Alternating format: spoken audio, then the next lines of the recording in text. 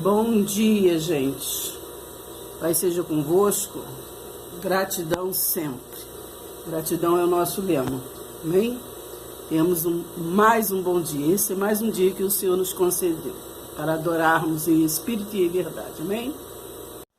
1 Timóteo 4. Ora, o Espírito afirma expressamente que nos últimos tempos alguns se apostatarão da fé, por obedecerem a espíritos enganadores e a ensinos de demônios. Se apostatarão da fé em Jesus Cristo, pela hipocrisia dos que falam mentiras e que têm cauterizada a própria consciência. 2 Timóteo 3. A inspiração, valor e utilidade das Santas Escrituras. A inspiração vem pelo Espírito Santo. Tu, porém, permanece naquilo que aprendeste. Aprendeste de quem? Do Espírito Santo.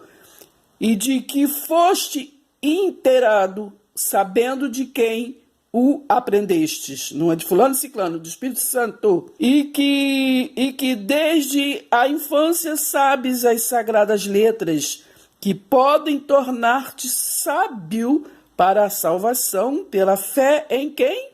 Pela fé em quem? Em Abraão? Em Cristo Jesus. Toda a Escritura é inspirada por Deus e útil para o ensino, para a repreensão, para a correção, para a educação que na justiça, né? Toda a Escritura é inspirada por Deus. Sabemos que toda a Escritura é inspirada por Deus em todos os tempos, em todas as alianças, dispensações, porque Deus nos governa por alianças, por dispensações. Então toda a palavra é inspirada por Deus. Temos que discernir o tempo, para quem foi escrito, por que foi escrito, qual dispensação. 17. A fim de que o homem de Deus seja perfeito e perfeitamente o quê? Habilitado para toda boa obra. Para toda boa obra. Conjuro-te perante quem? Perante Deus e Cristo Jesus, não é Jesus de Nazaré, Cristo Jesus, que há de julgar vivos e mortos pela sua manifestação e pelo que? O seu reino. O reino que é o reino de Deus espiritual. Prega a palavra, isto quer queiram, quer não. Entendeu? Em tempos oportunos. Corrige, repreende, exorta com toda a longanimidade e doutrina. Então toda a palavra é inspirada para nós ensinarmos, nos aperfeiçoarmos. Então no reino doutrinarmos o quê? O reino de Deus, o reino espiritual. Lembra de Mateus 7, 21? Nem todo aquele que diz Senhor, Senhor entrará no reino de Deus. Então muitos religiosos diz, como diz Mateus 7, 22, Senhor, mas eu fiz maravilhas, eu fiz isso, fiz aquilo outro, mas ele não pertence ao reino espiritual. Pertence sim ao reino físico apenas. Gálatas 3. A lei não pode invalidar a promessa. Gálatas 3. Ora, as promessas foram feitas a Abraão e ao seu descendente. Não é os seus descendentes, é o seu descendente, que é Jesus Cristo, né? É a promessa. Que promessa? A promessa que está lá em João 3,16, né? Então, as promessas foram feitas a Abraão e ao seu descendente, a Jesus Cristo, né? Não diz e aos seus, né? E aos descendentes. Aqui está escrito, e não diz que é aos descendentes, como se falando de muitos, porém como de um só, e ao teu descendente, que é o que? Cristo, né? Esta é a aliança que Deus fez através de Abraão, a promessa que enviaria Jesus Cristo pela linhagem, né? Como queiram dizer. Então, por esta aliança, uma aliança já anteriormente confirmada, né, por Deus, né, a lei que veio 430 anos depois não pode invalidar. A lei não pode invalidar a promessa. Não é promessa de salvação para nós, que está falando a promessa de Deus que enviou o seu Filho unigênito para que todo aquele que nele crê não pereça, mas tenha a vida eterna. Então, é pela fé, sempre foi pela fé, não é por sacrifícios, não é por isso ou por aquilo, sempre foi pela fé. No versículo 6 de Gálatas 3, e é o caso de Abraão que creu, tá vendo? Foi por fé, que creu em Deus. Ele creu em quê? Lá em João 3,16. E isso lhe foi imputado que para a justiça. Sabei, pois, que os da fé que são o quê? Filhos de Abraão. Por quê? A palavra, né, antecede a fé. Deus falou, Abraão creu. Ora, tendo a Escritura previsto que Deus testificaria pela fé os que? Os gentios. Porque aqui está falando o quê? Lá na frente, quando Cristo veio, Jesus de Nazaré veio, morreu na cruz, né? Ficou na cruz. Então, em Jesus Cristo, né? Em Jesus Cristo, sim, ora, tendo a Escritura previsto que Deus justificaria, está lá em Romanos 5, justificaria, porque nós, os gentios, não fomos o quê? Não fomos pela promessa de antes de Jesus de Nazaré, não é verdade? Então, a linhagem de Abraão foi até Jesus de Nazaré. Então, pela fé, os gentios preanunciou o quê? A boa notícia, né? O evangelho a Abraão. Em ti serão abençoados todos os povos. Então, nós não temos nada a ver com a promessa que foi feita lá em Abraão. A promessa em Abraão foi feita o quê? Que mandaria Jesus Cristo. Mas todos nós, né, em Jesus Cristo, mesmo o diante da cruz e os depois da cruz, fomos abençoados agora o quê? Em Jesus Cristo, pela promessa. Em ti serão abençoados todos os povos, né? Hebreu, grego, gentil, brasileiro, fulano, ciclano, de modo que os da fé são abençoados com o crente Abraão, né? Aqui não tem nada a ver com sacrifício, com lei, com isso que é feito pela promessa que foi feito a Abraão, promessa que enviaria Jesus Cristo pela linhagem de Abraão. Todos quantos, pois, são das obras da lei, que estão apenas focados nisso, estão debaixo de maldição. Por quê? Porque não creem em Jesus Cristo, né? Esses estão o quê? Anulando a graça de Deus. Gálatas 5, para a liberdade foi que Cristo nos libertou. Permanecei, pois, firmes, e não vos submetais de novo a julgo de escravidão, irmãos. Aqui, foi para a liberdade que foi que Cristo nos libertou, como está escrito em Colossenses 1,13, versículo 13 e 14. Mas esta liberdade está falando com quem? Com o Espírito. Nós somos Espírito em carne, não somos carne que tem um Espírito. Então, esta liberdade está falando com quem? Com o Espírito. Foi para a liberdade que Cristo nos libertou. Libertou para o quê? Para levarmos adiante o que pelo Espírito. 5, está escrito, né? Porque vós, irmãos, fostes chamados à liberdade, porém não useis da liberdade para dar ocasião que à carne.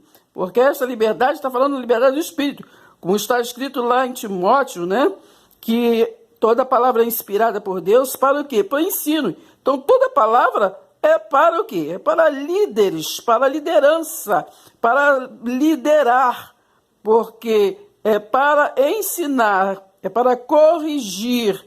Então, porque vós, irmãos, fostes chamados a esta liberdade de falar, de ensinar, mas com isso não vamos dar o quê? Ocasião à carne, para estar julgando, para estar o quê? Escravizando, para estar o quê? Fora o quê? Da verdade de Deus. Não vamos mudar a verdade de Deus? O quê? Mentira. Cristo já nos libertou. Libertou, porque toda a lei se cumpre em um só preceito, a saber, amarás o teu próximo como a ti mesmo. Então, é por amor que temos esta liberdade que de nos instruir pelo amor de Cristo. A liberdade é limitada o quê? Pelo amor. Colossenses 1, ó. Ele nos libertou do império que das trevas, da ignorância, e nos transportou para o reino do Filho do seu amor. Este reino que? Da luz. Nós somos luz. A luz é para o quê? Iluminar. Toda palavra é inspirada por Deus, o quê? Para ensinar. Então, se somos luz, é para iluminar, um iluminar ao outro. No qual temos a redenção, a remissão, o quê? Dos pecados. Qual que é pecado? Pecado na lei é transgressão, o quê? Da lei. Pecado na graça é o quê? Errar o alvo. Colossenses 2. Cuidado que ninguém vos venha a enredar com sua filosofia e vãs sutilezas, conforme a tradição que de quem? Dos homens. Lê lá Isaías 29:13. Os ensinamentos emaquinalmente o quê? Por homens, conforme os rudimentos o quê? Do mundo. Então, os rudimentos do mundo é uma coisa, e a doutrina em Cristo Jesus, para nós, é a graça de Deus, e não segundo a Cristo. Cuidado que ninguém vos venha a enredar com sua filosofia e vãs sutilezas, conforme a tradição dos homens, conforme os rudimentos que do mundo, e não segundo a Cristo. Porquanto, nele habita corporalmente toda a plenitude que é da divindade. Gálatas 2. Irmãos, se querem viver segundo os rudimentos da lei, rudimentos passados, mas como está escrito, eu e minha casa serviremos ao Senhor. Não anule a graça de Deus, pois se a justiça é mediante a lei, segue-se que morreu Cristo em vão. Então, a nossa doutrina é do apostolado, é mediante a doutrina trazida por apóstolo Paulo, as cartas de Paulo, a graça de Deus que vem da cruz para nós. Não anule a graça de Deus. Romanos 12. Porque pela graça que me foi dada, diz Paulo, né? Digo a cada um dentre vós que não penses de si mesmo, além o quê? Do que convém, antes pense com moderação, não precisa acrescentar nem se alterar, segundo a medida o quê?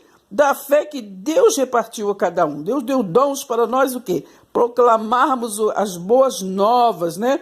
O devido uso que de dons espirituais. Foi Deus que separou uns para isso, outros para aquilo, para o quê?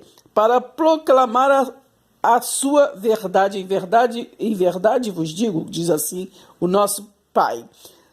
No 12 diz assim, no 1, versículo 1, rogo-vos, pois, irmãos, pela misericórdia de Deus, que vocês apresentem os seus corpos santos e agradáveis, né? Os santos e agradável a Deus. Agradável a Deus, temos que agradar a Deus, não é agradar uns aos outros na carne, que é o vosso culto racional. O culto racional, ele transforma, né? Não vos conformeis com os rudimentos desse século, né? Falava eles naquele século, mas serve para o nosso século. Mas transformai-vos pela renovação da vossa mente. Sempre o culto racional transforma a mente, para que experimenteis qual seja a boa, agradável e a perfeita vontade de quem? Mundana ou de alguma outra coisa qualquer, de lugar, de alguma coisa. Não, da vontade de Deus. Por quê? Existe o culto o quê? Que é irracional, né? Então, irracional, Deus Jesus veio para os doentes. Então, os doentes procuram o quê? O hospital para ouvir o quê? A solução para a sua vida. Mas, às vezes, se reúnem, né, para ouvir esta solução, para conhecer a Deus, né? Esse Deus maravilhoso. E, às vezes, ouvimos falar coisas contrárias às boas novas, né? Em vez de nós ouvirmos palavras que vinham transformar a nossa mente, ouvimos palavras que vêm trazer o quê? Confusão para a nossa mente. 1 Coríntios 2, a verdadeira sabedoria, né? O ensino do Espírito Santo, não é o ensino sobre Sansão, Abraão, Noé, fulano, ciclano, né? Isso porque isso anula Cristo. O culto racional, né, nos traz o quê? O reino de Deus, que é o reino do Espírito Santo. Agora, na aliança da graça, a verdadeira sabedoria, o ensino do Espírito Santo. O resto é história. Versículo 7. Mas falamos a sabedoria, o que? De Deus em mistério, outrora oculta, a qual Deus preordenou, o que? Desde a eternidade, para nossa glória. Sabedoria é essa que nenhum dos poderosos destes séculos, né, conheceu, porque se a tivessem conhecido, jamais teriam que crucificado Jesus, né? Mas, como está escrito, nem olhos viram, nem ouvidos ouviram, nem jamais penetrou em coração humano, né? Os humanoides, o que Deus tem preparado para aqueles que o amam, né? Então, mas Deus o que nos revelou, por quem? Foi por fulano, ciclano, pelo não sei o quê, perere pão duro, pelo Espírito, porque o Espírito a todas as coisas perscruta, até mesmo as profundezas de Deus. Então este é o culto racional, né? Pela aliança feita na cruz, nós entrarmos na sabedoria, essa que nenhum dos poderosos daquele século que foi escrito e deste século que nós vivemos conheceu.